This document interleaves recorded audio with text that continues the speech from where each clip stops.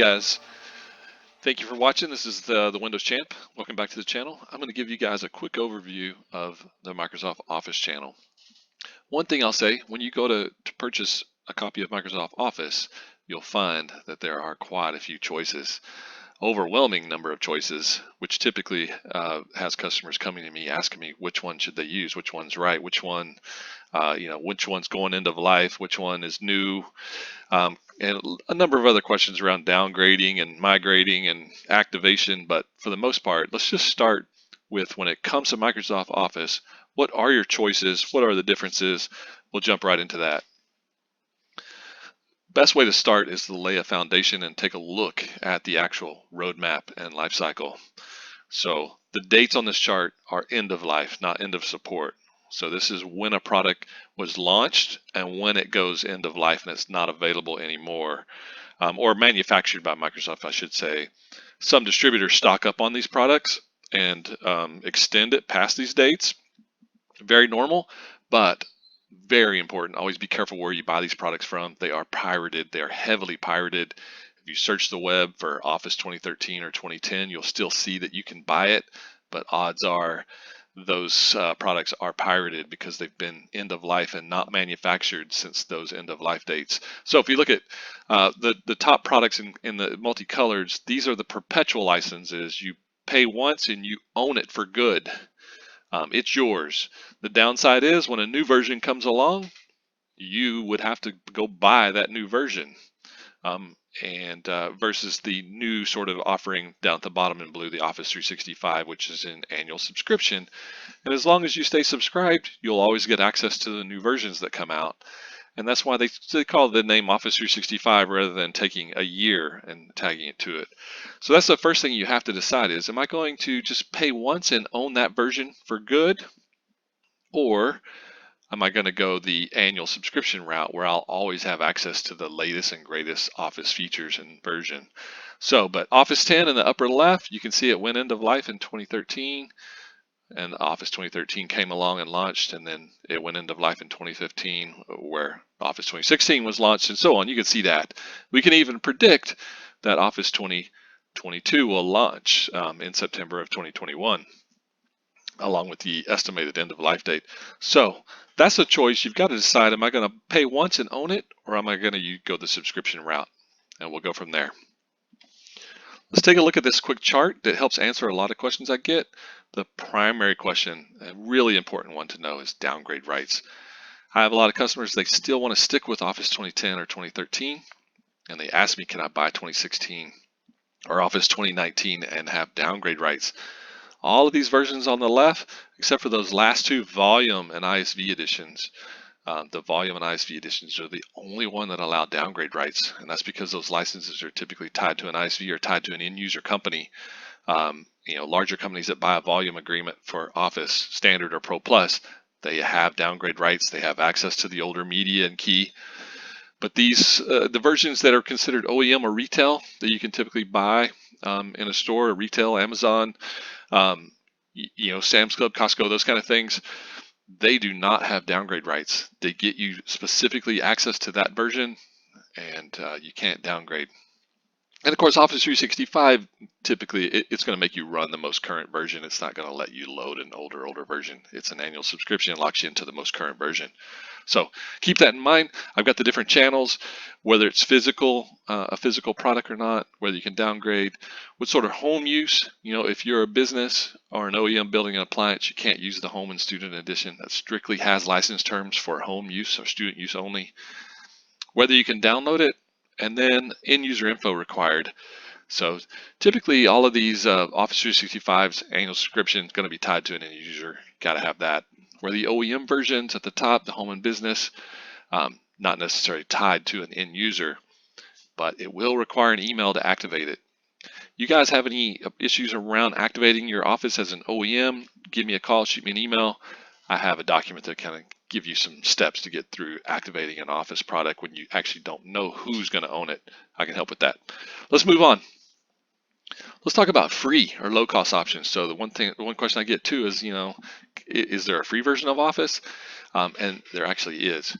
And so starting with the left, if you go to that link there, you can actually get a free online version of Office. Now, the catch is you have to be online to use it.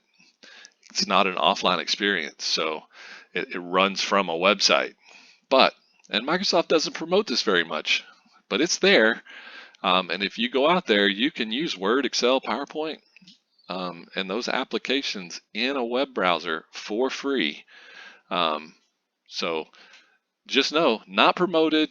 It is there. You have to go looking for it, but it is free. So if you have a Word document or Excel sheet you need to open and you have a PC that doesn't have Office on it, you can go to that website and you can use Office for free. So then there's a home use program. For larger companies that have enterprise agreements, they have what they call the HUP, the home use program, that allows an employee of a company with a large enterprise agreement to actually buy Office for home use as an employee for as little as 15 bucks.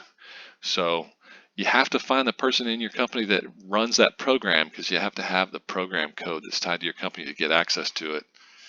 But keep in mind, that's a way, if you work for a larger company that uses Office, you can get a copy for home for really cheap, 15 bucks. And then if you're a student or a teacher, they have education options there on the right for faculty and students.